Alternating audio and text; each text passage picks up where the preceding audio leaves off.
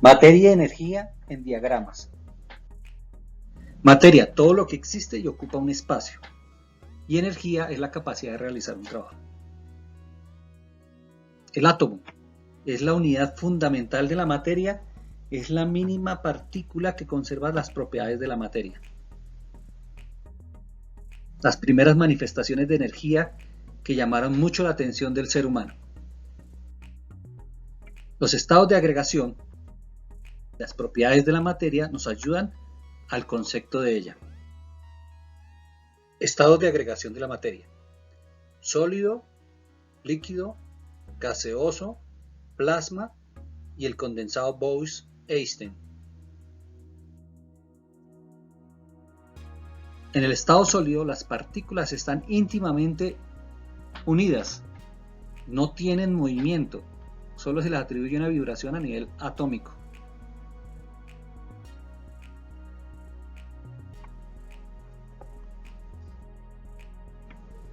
En el estado líquido, las partículas están ya más libres, pueden fluir mejor y van a ocupar el espacio del recipiente que los contiene. En el estado gaseoso, el movimiento es mucho más libre, hay más movimiento, se ejerce presión sobre las paredes del recipiente y si éste no tiene una forma de contenerlo, el gas va a ocupar el mayor espacio posible. El estado plasma es un estado donde los iones y sus electrones están libremente. Los electrones que generan estos iones están circulando por todos los núcleos y esto hace que sea un estado de mayor libertad, de mayor movimiento, que se manifiesta en incesante energía, como es el caso del Sol y de las estrellas del universo. Existe también el plasma frío, que se logra a temperaturas inclusive del cero absoluto. Ahora el condensado Bose-Einstein. Dos teóricos de la física plantearon la posible existencia de este estado, para lo cual se requerían unas condiciones especiales, entre ellas el cero absoluto. Hasta la década de los 90 fue que se logró, por el avance en tecnología, tener por unos instantes, unas milésimas de segundo, este estado. Y en este estado, todas las partículas están tan íntimamente unidas que se puede considerar que es un gran núcleo con todos los electrones a su alrededor.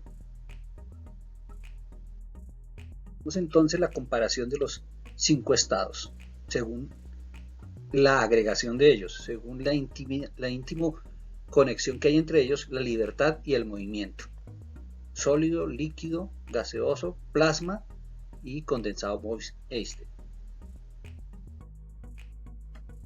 El aumento de energía logra que se cambie de un estado a otro, de sólido a líquido, de líquido a gaseoso, y al disminuir la energía se reversa este tipo de proceso.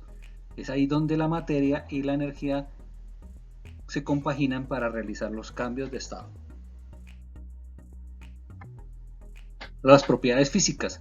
Las propiedades físicas por lo general se pueden medir, se pueden cuantificar en la mayoría de ellas. La materia no cambia, mantiene su esencia. En las propiedades químicas, la materia inicial y que se transforma no conserva sus propiedades. Para allí es necesario que la materia cambie para manifestar sus propiedades químicas.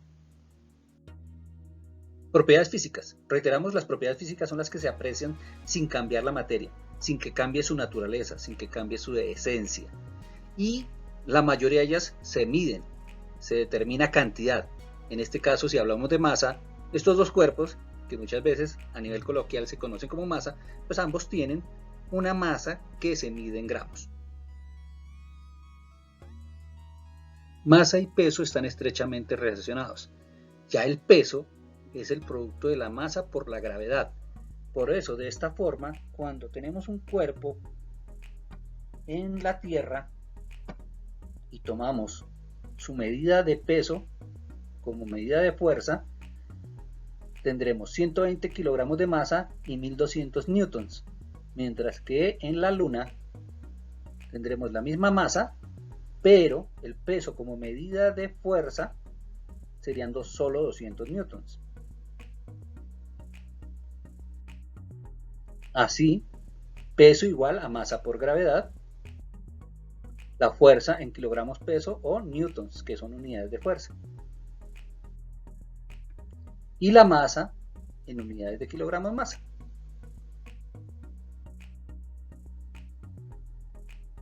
Kilogramos de peso gravedad, kilogramos masa. Volumen, pero no es este tipo de volumen. Entonces hacemos referencia al volumen de los gases, al volumen de los líquidos e inclusive el volumen de los sólidos. Algunos se pueden medir de forma más fácil que los otros.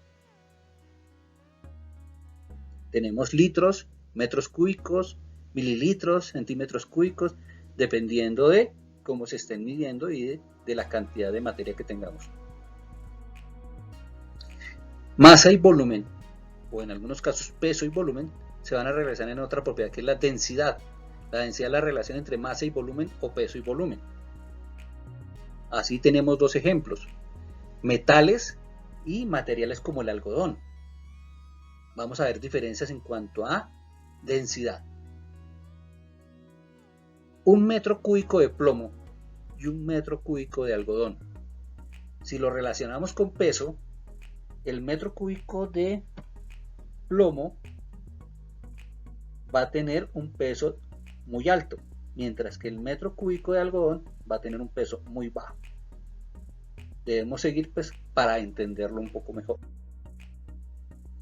Si lleváramos a una balanza estas dos muestras de igual volumen, un metro cúbico de dos materiales, plomo y algodón, veremos que por fuerza de gravedad, por más masa, se representa más peso, el plomo desplaza la balanza hacia abajo, demostrando su mayor peso, proporcionalmente su mayor masa. Mientras que el algodón no manifiesta esta misma propiedad. Ahora, otro ejemplo. Tenemos un kilogramo de plomo y un kilogramo de algodón. El kilogramo de plomo va a manifestar un volumen muy bajo, mientras que el kilogramo de algodón va a manifestar un volumen muy alto. Veámoslos en gráfico. Comparamos el kilogramo de plomo versus el kilogramo de algodón y la diferencia es notoria por la diferencia de densidades. A mayor volumen, menor es la densidad. A mayor peso, mayor es la densidad. Es las proporciones cuando hacemos este tipo de relación. Gracias a esta propiedad de la densidad es que podemos ver globos de aire caliente en vuelo y podemos también tener la flotabilidad. Entonces tenemos longitud por extensión. Otra propiedad que podemos medir, paso de un monte, el Everest, más de 8.000 metros de altura sobre el nivel del mar. Las propiedades organolépticas son las que podemos apreciar por nuestros sentidos. La visión, la forma, los colores, a nivel del olfato, los olores y otros tipos de propiedades que podemos también por el tacto. Ahora, esas propiedades físicas como la conductividad, que puede ser eléctrica y térmica, y que nos lleva también otra vez a relacionar materia con energía, ya que la energía se puede ser transportada gracias a estas dos propiedades: energía eléctrica o conducción de temperatura. No todos los cuerpos lo hacen de la misma forma. Así como hay cuerpos que al ser calentados no conducen bien la energía térmica y van a entrar en un proceso químico que se llama combustión. Veamos ahora la dureza. El diamante, uno de los elementos más duros de la naturaleza, con la fragilidad del cristal. Tenemos también otras propiedades que van muy de la mano con su propiedad de dureza o con el que sean metales. Maleabilidad y ductibilidad, o sea, poder hacer cables o alambres, poder realizar resortes, o sea, tienen esa capacidad para transformarse, para poderlos transformar. Y eso nos lleva a otra propiedad que también es la flexibilidad. Ahora, el poder hacer láminas con esos metales y otros tipos de, podemos manipularlos, transformarlos gracias a la maleabilidad y a la ductibilidad. Ahora veamos las propiedades químicas. Las propiedades físicas son las que no cambian la materia. En las propiedades químicas, para poderlas apreciar, deben reaccionar, deben cambiar. Entonces cambia la naturaleza de la materia, se transforman en otro tipo de materia. En este caso aquí teníamos agua que era totalmente transparente y le proporcionamos un gas que reaccionó y cambió el agua y cambió el gas. Entonces era una propiedad química, ambos cambiaron. Entonces, dentro de ellas hablábamos de la combustión. ¿Qué es la combustión? Es una propiedad química que presentan los cuerpos. Asimismo, a la combustión también está la fotosíntesis, que es algo biológico. Es tomar el CO2 del ambiente y producir O2 y carbohidratos, aprovechando también el agua del ambiente. Entonces, la energía la proporciona el sol para realizar un cambio químico. Una propiedad química del sodio y del agua. El sodio en estado metálico y el agua en estado líquido se combinan para generar una reacción, un cambio en donde se produce el hidróxido de sodio y se libera hidrógeno gaseoso.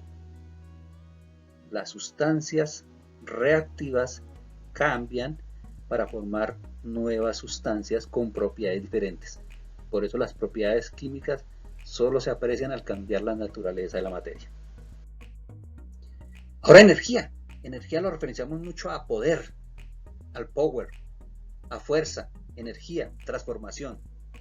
Esos procesos a los que hacemos referencia son trabajos y para poderlos realizar hay que tener una capacidad, hay que tener energía. De las primeras manifestaciones de energía que el ser humano vio, aparte de los relámpagos, la luz y el calor. Hay también el viento. El viento manifiesta su energía al mover otros elementos, otras materias. Así, la electricidad, la manifestación natural, el relámpago.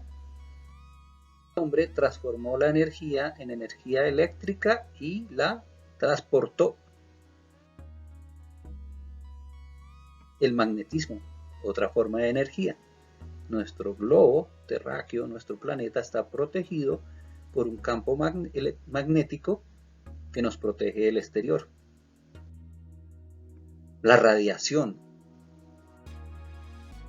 la energía nuclear, estrechamente relacionada a las dos. La energía nuclear que se descubrió cuando dos isótopos del hidrógeno se combinaban, generaban un átomo de helio y energía y radiación neutrónica o radiación de neutrones. O cuando se bombardeaba con neutrones un átomo bastante grande, el cual en el momento de separarse forma neutrones y esos neutrones vuelven a chocar con más átomos y se genera una reacción en cadena. Entonces hay radiación y hay una energía nuclear proveniente del núcleo de los átomos y de los isótopos. Ahora la energía hídrica, originada por los cambios que tiene el agua en su trayectoria, se aprovecha para generar movimiento y ese movimiento mediante bobinas y otro tipo de dispositivos se va a generar energía eléctrica. Las bobinas, la maquinaria de las hidroeléctricas para generar energía eléctrica por la energía del agua. Así tenemos que podemos entrar a otro tema que es qué tipos de energía hay, potencial y cinética en función del movimiento, en función de su posición. En función de la posición, en lo alto de la caída de agua hay mucha energía potencial y hay cero energía cinética, pero a medida que cae la energía potencial baja y la cinética aumenta. Entonces tenemos más energía cinética en función del movimiento, de su desplazamiento. Esa energía es aprovechada para mover y generar electricidad inducida por las turbinas y las bobinas. Allí hay otro tipo de energía que es la magnética, porque la energía magnética ayuda a que esa energía cinética y potencial se convierta en energía eléctrica debido al campo magnético que hay en la turbina y en las bobinas, y se van a manifestar como energía eléctrica en luz y calor en los hogares y en la industria. Ahora, la energía potencial y la energía cinética manifiestan la energía mecánica. En un cierto punto, la suma de energía potencial y de energía cinética da energía mecánica, y siempre el resultado de ella es igual, ya sea en la caída o en el sitio más alto, en este caso de una montaña rusa. Ahora, esa energía potencial puede ser por el efecto gravitatorio, y la energía cinética también depende de esa energía gravitatoria, de la caída, en este caso los paracaidistas. Tenemos también una energía potencial y cinética elástica, que es la energía que se manifiesta al estirar o al comprimir un elástico. Así también hay energía potencial y cinética en la energía química. Los leños tienen una energía química potencial, y al entrar en combustión se vuelve una energía química lumínica y calórica. Ahora volvemos al tema de la fotosíntesis. Entonces, la energía del sol hace que esa energía química se convierta en energía química al transformarse el CO2 en carbohidratos, el agua también hacer parte de los carbohidratos y emitir oxígeno. Todas estas transformaciones, gracias a la energía solar, se convierte en energía química. La energía química que está consignada, está almacenada como carbohidratos en las plantas, van a pasar a los consumidores de primer grado, y de esa forma también a los consumidores de segundo grado, los quienes también vienen a transformar esos primeros carbohidratos en proteínas, en lípidos. Y el ciclo en algunos momentos se cierra y retorna esa materia a la tierra para proveerla nuevamente a las plantas, ya sea por la muerte del consumidor primario, secundario o de uno mayor. Y esa energía se mantiene, es un intercambio de energía y materia constante.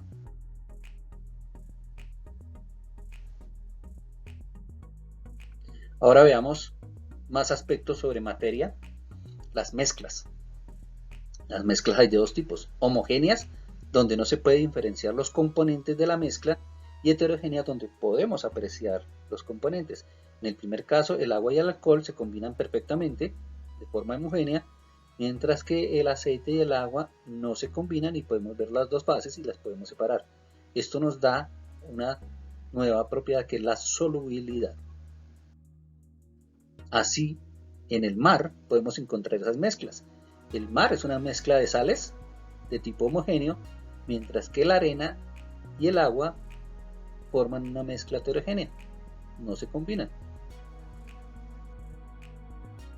Ahora, en el aire, que podemos apreciar también en esta figura, hay una mezcla de gases: nitrógeno, oxígeno, vapor de agua.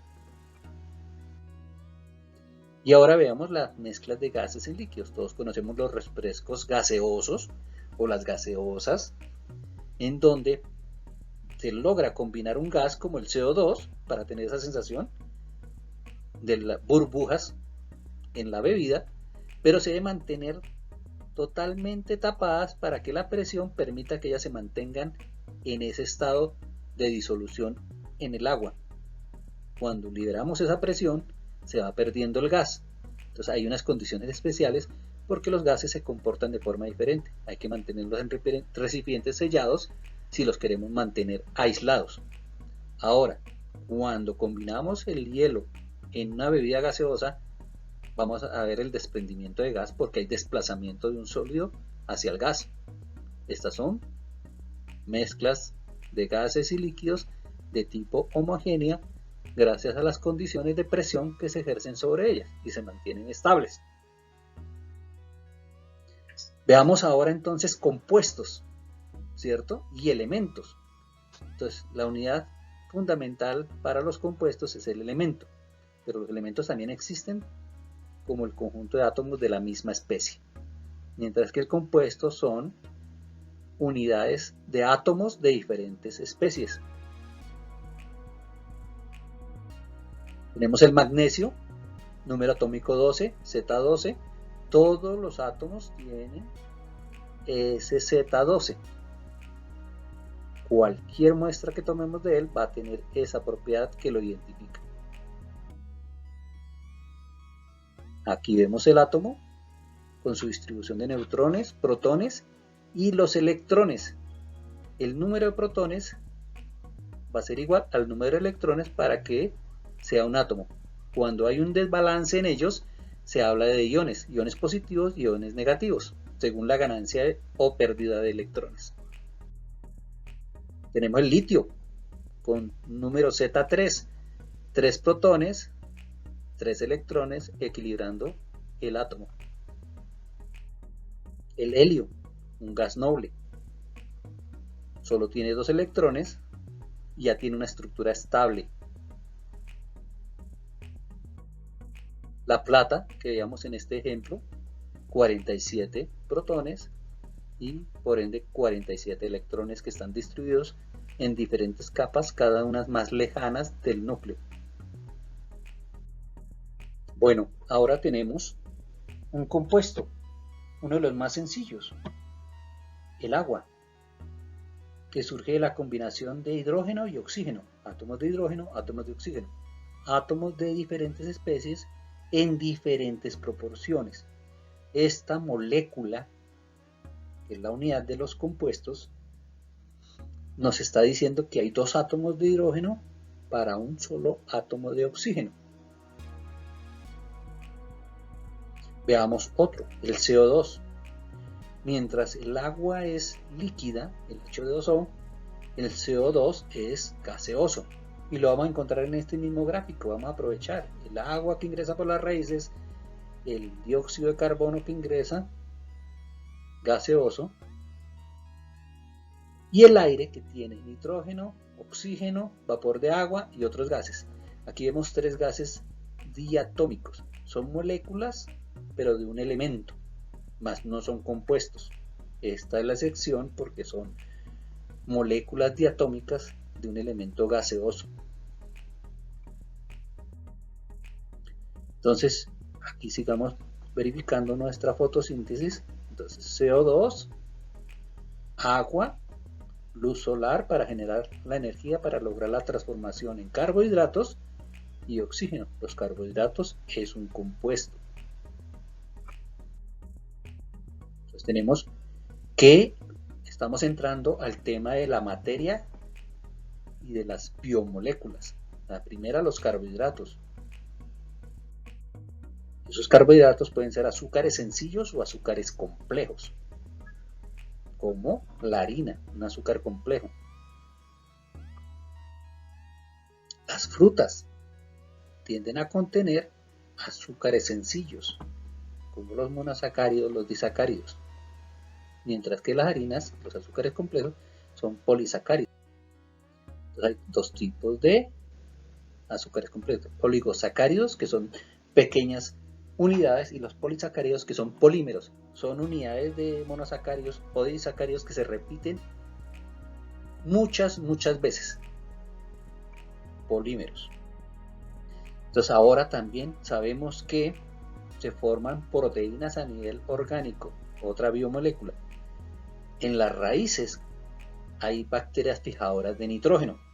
Ese nitrógeno también pasa a la planta y no solo se forman carbohidratos, se forman unidades de aminoácidos. Los aminoácidos, al unirse entre sí, forman las proteínas. En la planta vamos a tener algunas proteínas pequeñas, péptidos pequeños, que van a estar o en la fruta o en otros productos de la planta. Entonces, las bacterias fijadoras de nitrógeno permiten el ingreso de ese nitrógeno y ese nitrógeno pasa al consumidor de primer grado, que lo va a convertir en proteínas animales. La proteína animal, como la carne de las aves o de otros animales inferiores que son herbívoros. Esas proteínas, hemos hablado que hay aminoácidos. Este es un aminoácido, la tiroxina, ¿sí? Su fórmula en diferentes estructuras. Tenemos la glutamina. Si ellas comienzan a unirse entre sí, van formando péptidos. La glutamina, la leucina, la tiroxina se van formando cadenas de péptidos. Pasemos ahora a los lípidos. Los lípidos pueden ser sólidos o líquidos. Grasas y aceites. Entonces, sólidos y líquidos. Grasas y aceites. Los aceites tienden a ser de origen vegetal, las grasas de origen animal. Vea, hay unas grasas sólidas vegetales en este tipo de productos como el aguacate, que tienden a ser de mejor calidad para el cuerpo humano, para los animales. Dentro de las biomoléculas también encontramos los ácidos nucleicos. Los ácidos nucleicos son también polímeros, pero no de una sola unidad, y entre ellos tenemos el ADN y el ARN, que están presentes en la formación de proteínas, en el núcleo, en la reproducción, y tienen muchas funciones como tal.